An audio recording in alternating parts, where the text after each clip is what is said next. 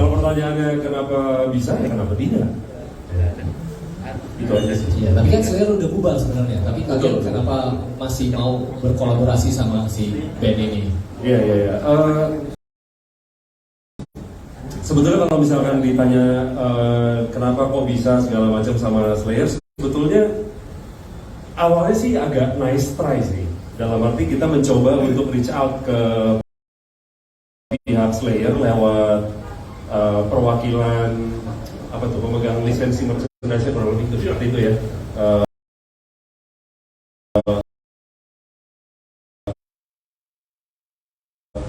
Kita coba reach out ke mereka untuk bisa ngajakin berkolaborasi merchandise antara Lawless sama Slayer.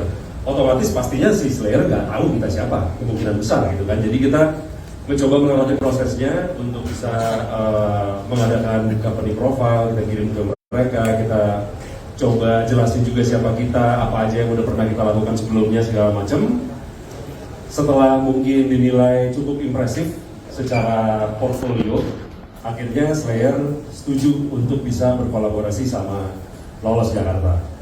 Prosesnya sendiri mungkin kita pertama kali berkontak sama mereka Mei atau Juni 2021, berarti itu sekitar 1 tahun yang lalu. Malah yang emailan gue sama Arnold nih, dari April 2021 sampai sekarang Juni, berarti 1 tahun 2 bulan ya. Prosesnya itu untuk segala macam untuk approval, dari proses desain, terus segala macam compliance-nya dan lain-lain. Akhirnya 1 tahun 2 bulan baru bisa merchandise-nya dirilis. Waktu itu sempat ada kejadian juga, udah hampir approve bisa dibilang, karena kita kan bukan lumayan ya, kita sangat excited untuk bisa menggolkan kolaborasi ini gitu kan. Jadi kita sering banget nanya sama perwakilan Slayer untuk di daerah Asia. Mereka ngasih kita kabar, sebentar lagi, ini ada 1 personel yang belum tanda tangan. Kalau dia udah tanda tangan berarti approve, gitu kan? Jadi kita dalam hati, anjing siapa nih, dia resek banget. Pasti Tomara ya. Jeff Hanneman ya? Jeff Hanneman mungkin. Dia sih di WA belum balas ya. Jadi nggak tahu ya apakah dia apa bukan. Apalagi ya, ini sih kolaborasi ini juga bisa dibilang sesuatu yang Lawless emang lagi perlu banget lah bisa dibilang gitu. Maksudnya mungkin kita semua juga memerlukan gitu, ada satu keseruan baru, ada satu semangat baru juga untuk teman-teman bisa kerjain di Lawless. 2020, 2021 itu udah tahun yang berat untuk kita semua. Untuk Lawless juga banyak senangnya, banyak nggak senangnya juga, ada musibahnya juga segala macam. Ngegolin kolaborasi Slayer ini bisa dibilang sesuatu yang istimewa lah, angin segar banget buat Lawless gitu. Mungkin yang mau ditambah Bapak Tom Arya? Ya kalau gue pikir sih tinggal 2 band lagi, Sam. Kan kita udah pernah buka Metallica. Sekarang kalau yang sama Slayer, ya besok-besoknya tinggal 2 lagi makan malam, breakfast mungkin. Ya. Cuman langkah menuju ke sini juga salah satu yang paling sulit itu bukan birokrasinya, tapi menahan rahasia selama 1 tahun 2 bulan. Karena lu excited, lu kayak pengen bilang, ngasih tahu ke teman-teman lu semua, gue dapat lisensi buat ngerilis Slayer nih, kolaborasi Slayer gitu. Itu kan nggak bisa, ntar nggak seru pas ya. Kalau udah rahasianya bocor nggak seru. Dan sebelumnya juga kalau nggak salah ini untuk Asia Tenggara itu belum ada yang pernah kolaborasi dengan band besar sih ya.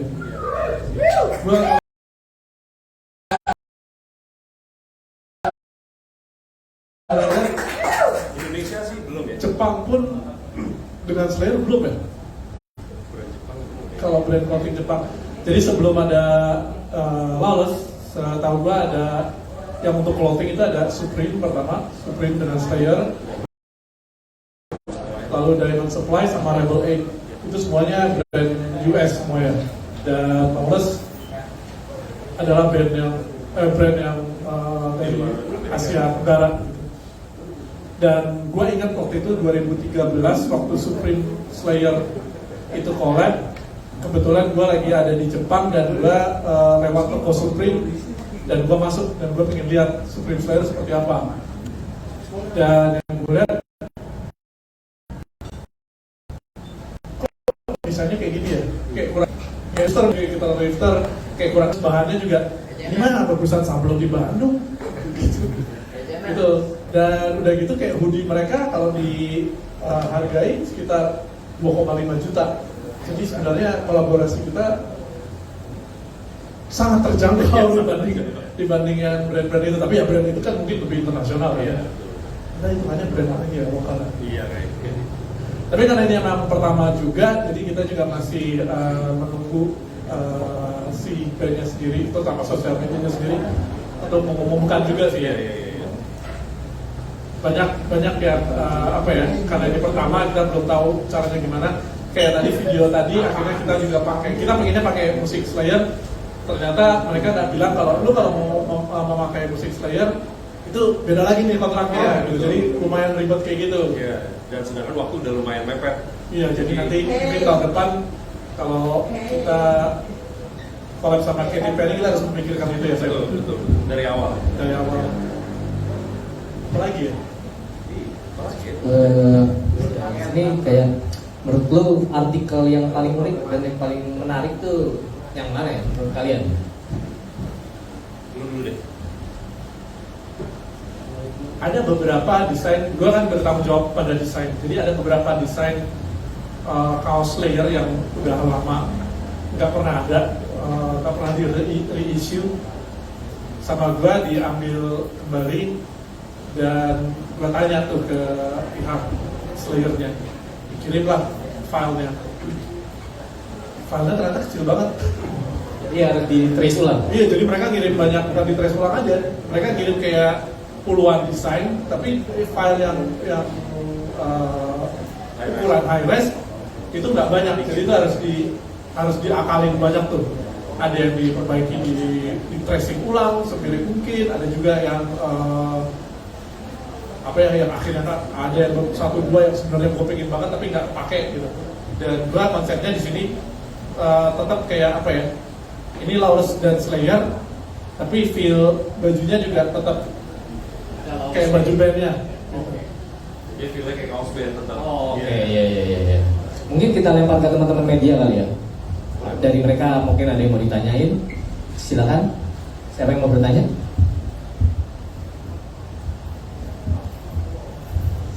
Halo, selamat sore. Saya Dedi dari jpn.com. Mas Dedi, menanya buat teman-teman Lawless mungkin yang pertama sebelum kolaborasi sama Slayer ini pasar Lawless di global di selain Indonesia gimana sih, boleh diungkap sedikit atau gimana gitu. Terus mungkin kolaborasi ini akan menuju ke sana juga nih, ke luar juga nih, pasar Lawless akan lebih luas lagi atau gimana gitu. Terus yang ketiga soal detail, berapa artikel sih sama range harganya gitu. Terima kasih.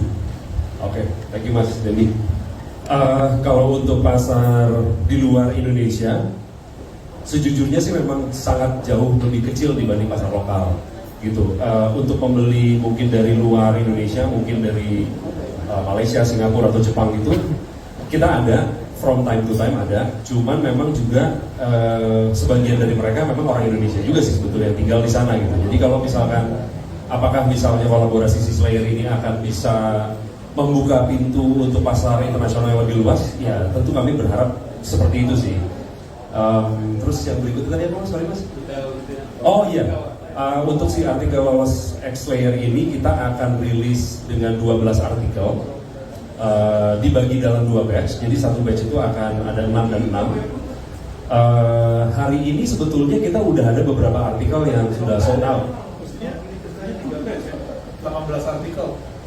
Karena 666, iya benar juga. Jadi 18 Vision. Iya, 18 Vision, beda band jadi ya. Itu update berita per sore ini sebetulnya udah ada beberapa artikel yang sold out, terutama di marketplace partner kami Tokopedia. Cuman memang kita tuh ngebelah batch 1 ini jadi setengah-setengah Mas. Jadi yang setengah habis sekarang itu nanti dalam 1, 2, atau 3 hari maksimal itu akan ada lagi sejumlah yang kurang lebih mirip sama hari ini. Kenapa kita belah 2? Karena kita pengen coba untuk mengontrol trafficnya dulu. Pertama, web store kita masih tergolong baru, jadi kita takut down. Kita juga belum tahu animonya apakah sebesar itu apa enggak di toko, jadi kita mencoba untuk bisa mensortir, bukan mensortir, mengurangi crowd lah bisa dibilang gitu, sama mungkin tenaga-tenaga online dan lain-lain yang kita juga sekarang lagi mencoba untuk bisa benahi gitu. Jadi kita mulainya dikit dulu lah gitu, jadi setengah-setengah. Jadi batch 1 akan ada 2 kali drop, tapi itu masih dengan batch yang sama. Baru nanti di Juli kita ada batch kedua gitu. Namanya? Setuju? Yes. Ada lagi dari teman-teman media yang mau bertanya? Gak apa-apa, gak usah malu-malu. Masa anak metal malu? Oke. Mereka jurnalis bukan anak metal. Iya. Walaupun mungkin ada yang anak metal juga. Halo, saya Billy dari Local Fest. Kan tadi kayaknya belum disebutin nih total rilisnya berapa banyak gitu.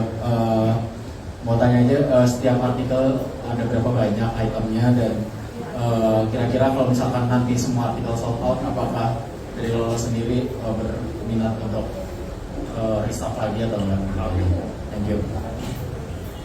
Kalau untuk restock itu enggak, soalnya memang di kontrak kita dengan Slayer memang kita udah pastikan kita mau buat segini gitu. Kalau untuk jumlah per artikel mungkin 1000-an. Jadi kalau ada 12 artikel ya 60.000 ya. Bukan 12, 60.000 ya. Iya. Kalian kan mungkin bisa ya untuk menahan supaya ini nggak bocor gitu. Ya, kalian nahan tuh setahun lamanya. Nah, buat teman-teman tadi yang kalian interview sebelumnya, apakah kalian berikan ancaman pada mereka biar rahasia ini nggak bocor gitu? Kalau teman-teman ini cenderung mudah. Jadi gampang di Gampang.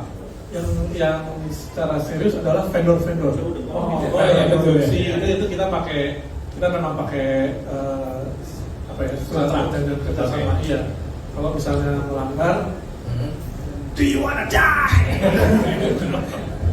Ya mungkin ada teman-teman media lagi yang mau bertanya, silakan. Mungkin gue boleh nambahin kalau masih Ya, pada silakan. belum mau tanya. Jadi si pemegang lisensi ini sebenarnya pemegang banyak brand ya. Iya.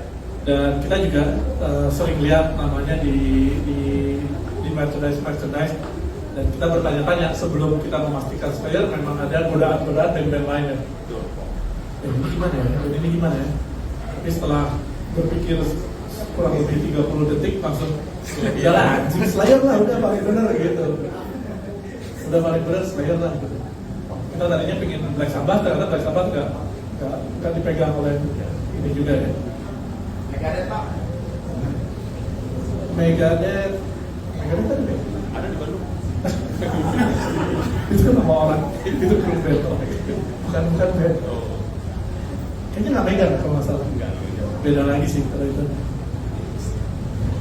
Tapi ya memang paling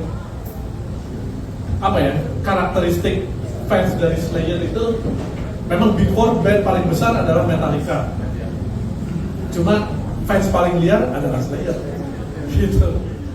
Itu udah nggak bisa disangkal, dan lu bisa lihat juga kayak banyak kan ada video-video ada dokumenter singkat yang di Warfield kalau nggak salah, yang fans Slayer di interview, sampai si Kirk Hammett juga bilang fans Metallica sama Slayer kurang lebih sama, tapi menurut Metallica sendiri, menurut Kirk Hammett dia bilang, tapi kalau Slayer mereka sedikit lebih ekstrim, mereka sedikit lebih kekerasan gitu. Jadi ya udah, Lawless berpikir kita langsung aja udah ke dewanya, udah Slayer langsung.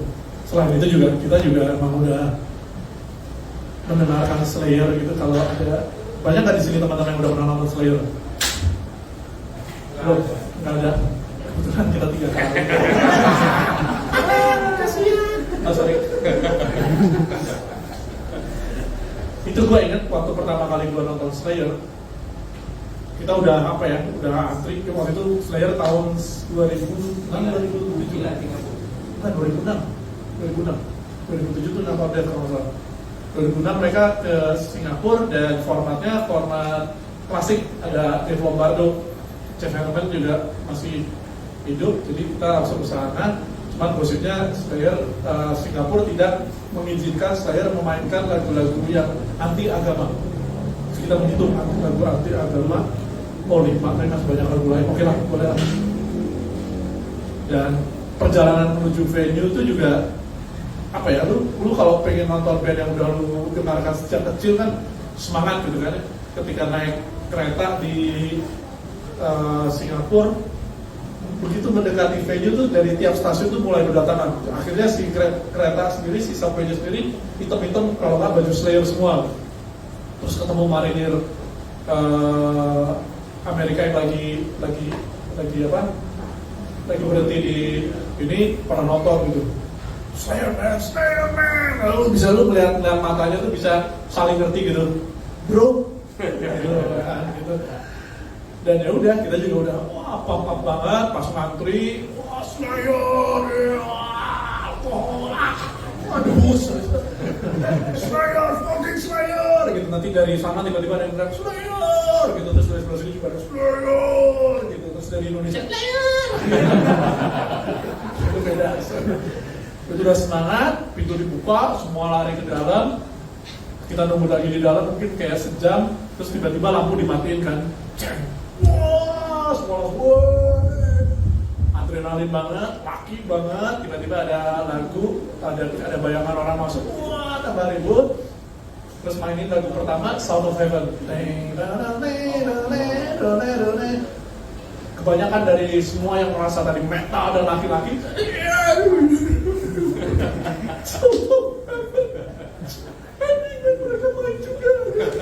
pada nangis. Jadi orang-orang dewasa tapi pada nangis. Jadi kalau lu tanya gimana dengan Slayer ya segitunya gitu.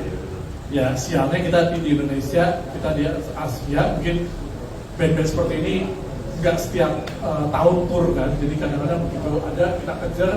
Jadi begitu kejar udah kayak 25 tahun nunggu, begitu ada di depan bukannya malah lihat malah terharu malah. Wah, repetir gitu. Belum Itu di sih. Indonesia soal Slayer. Belum, ya banyak sih, itu nggak hanya Slayer, Anthrax, Megadeth. Ketika mereka pertama kali main di sini juga pasti, wah. Maksudnya bedanya Napalm Death ketika main pertama di sini dengan Napalm Death ketika main ketiga kalinya kan beda tuh. Ketika pertama masih kadang-kadang di 5 lagu pertama lu diem aja karena sih ada di sini kan, ada banget. Belum ketemu lagi beli video bacakan sih. Kayak gitu sih. Jadi kolaborasi Slayer dengan Lawless ini sebuah mimpi yang terwujud.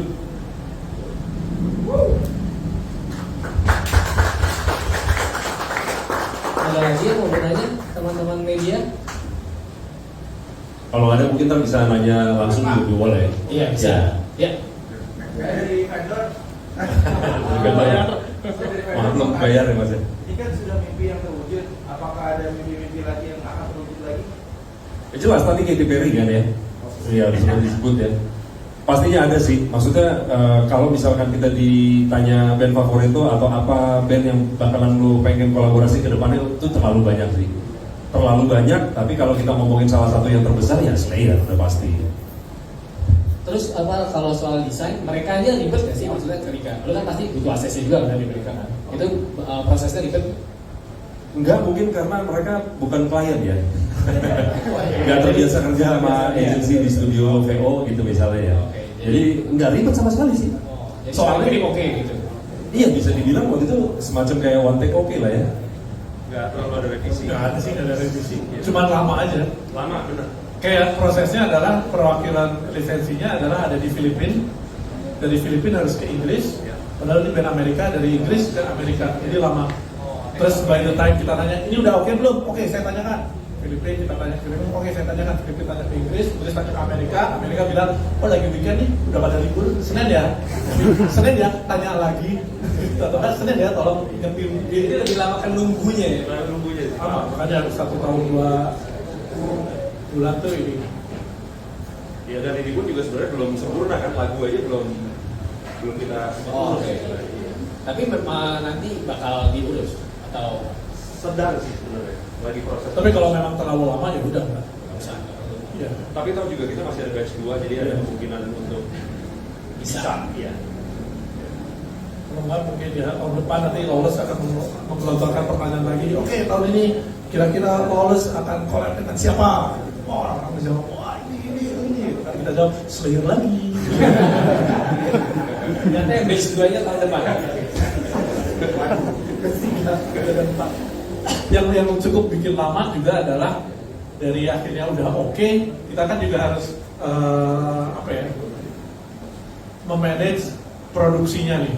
Maksudnya kalau produksi juga nggak bisa kayak lo bikin satu artikel 1000 pieces jadi dalam waktu cepat, karena harus ada ininya juga kan, harus ada QC-nya, quality control-nya juga, itu yang kita menjadi. Jadi kita renggamin kayak ada, kita mulai produksi masuk ke tahun lalu kan? Tahun ini. Pas tahun ini ya?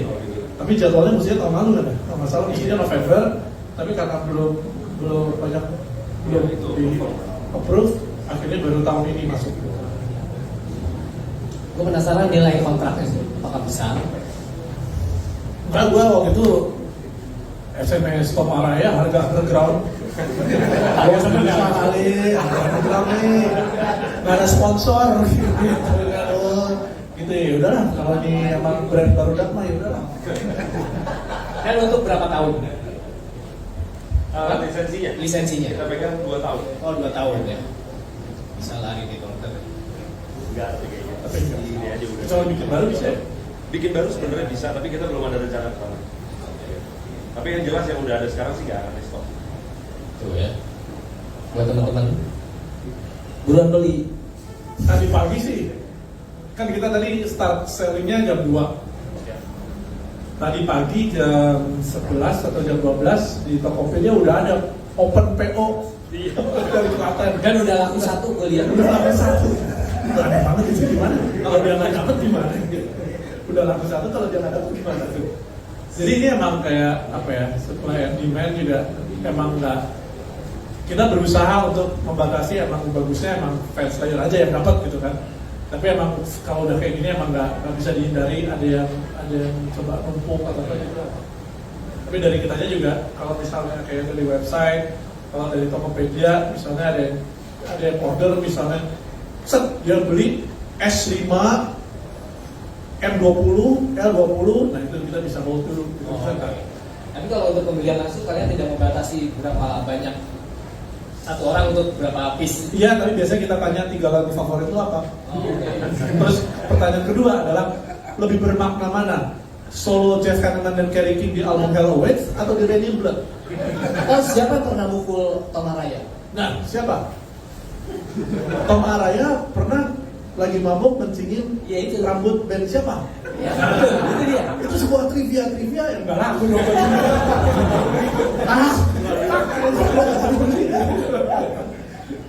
Ada yang mau nambah itu media mau nanya lagi?